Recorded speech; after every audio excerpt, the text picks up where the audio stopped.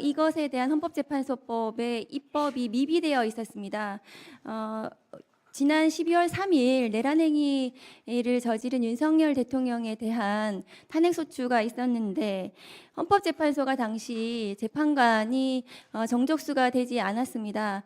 그런데도 불구하고 그 후에 권한대행으로 직무를 수행했던 한덕수, 최상목 등이 헌법재판관을 임명을 하지 않았습니다. 국회에서 선출한 재판관 3명에 대해서 당연히 임명해야 하는데도 불구하고 그 후에 헌법재판소에서 권한쟁의 심판을 통해서 위헌이라는 결정이 있었는데도 불구하고 마지막까지 재판관을 임명하지 않았습니다. 그러한 정말 초유의 반헌법적인 헌법 파괴적인 상황을 우리는 예상할 수 없었습니다. 대한민국은 민주공화국이고 헌법 가치가 살아있는 국가였습니다. 그런데 윤석열이라는 사람이 정권을 잡고 대통령이 되면서 그 모든 가치가 무너지고 헌법재판소가 탄핵소추가 됐는데도 불구하고 심리를 할 수가 없는 상황이 발생했기 때문에 헌법재판소가 멈춰 있었습니다.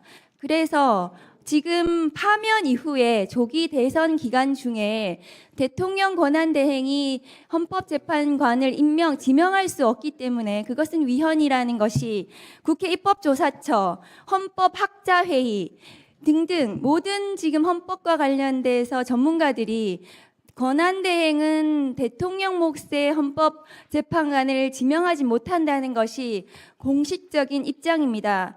국민의힘 의원들께서 그런 전문적인 부분들을 대해서 좀 공부를 좀 하시기 바랍니다. 그래서 이 조기 대선까지 이르기까지 정식 대통령이 지명하기까지 그 헌법재판관이 임기가 만료되는 헌법재판관에 대해서 그러면 헌법재판관이 또다시 멈출 것인가? 그런 사태에 대비하기 위해서 이 헌법재판소법 개정안이 발의가 되고 지금 심의를 하고 있습니다. 그래서 이 헌법재판소법 개정안은 헌법재판소의 블랙아웃, 멈춤을 방지하기 위한 제대로 된 개정안이라고 저는 생각을 합니다.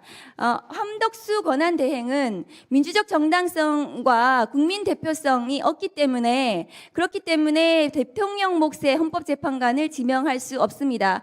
헌재 사무처장님, 한덕수 대행이 비상계엄을 선포할 수 있습니까?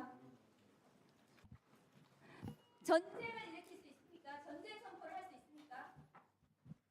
제가 판단할 사항은 아니라고 봅니다. 대통령의 권한대행은 대통령 헌법기관 구성에 관한 고유 권한인 헌법재판관 지명을 할 수가 없습니다. 따라서 비상계엄도 선포할 수 없고 전쟁 선포도 할 수 없는 것입니다.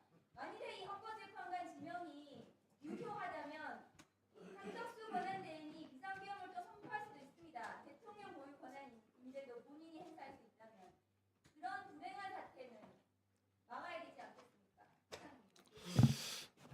네, 그 위원장으로서 한 말씀 드립니다. 우리 의원님들도 그렇고 우리 나와 있는 분들도 그렇고 이게 워낙 중대한 사안이었고 국민적 관심이 많은 사안이었습니다. 그래서 결국은 헌재 판결을 다 승복하고 따라야 되는데 그러기 전에 저는 이 헌재 판결문 114페이지 나와 있는 내용을 다들 정독하기를 권합니다.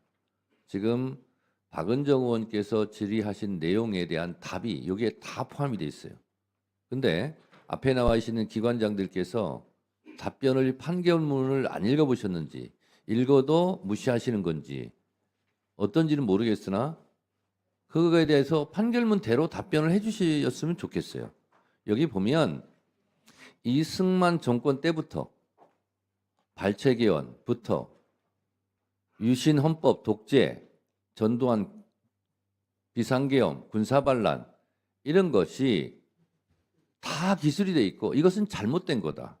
그리고 지금의 헌법은 국회 해상권도 없애버렸고 이런 것을 철저하게 대비해 왔다.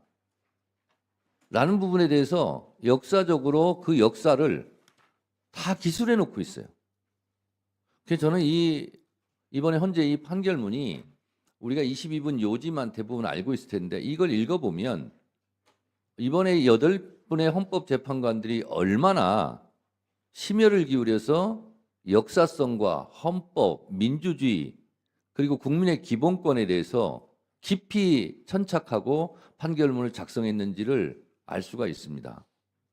그래서 여기 있는 내용에 대해서는 헌법재판소에서 판결한 것은 모든 국가기관과 모든 국민에게 저는 모범이 돼야 된다 이렇게 생각을 해서 특히 우리 현재 사무처장께서 이 부분에 대해서 좀 간과하지 않았으면 좋겠습니다. 답변할 때 참조해서 잘 해주셨으면 좋겠습니다.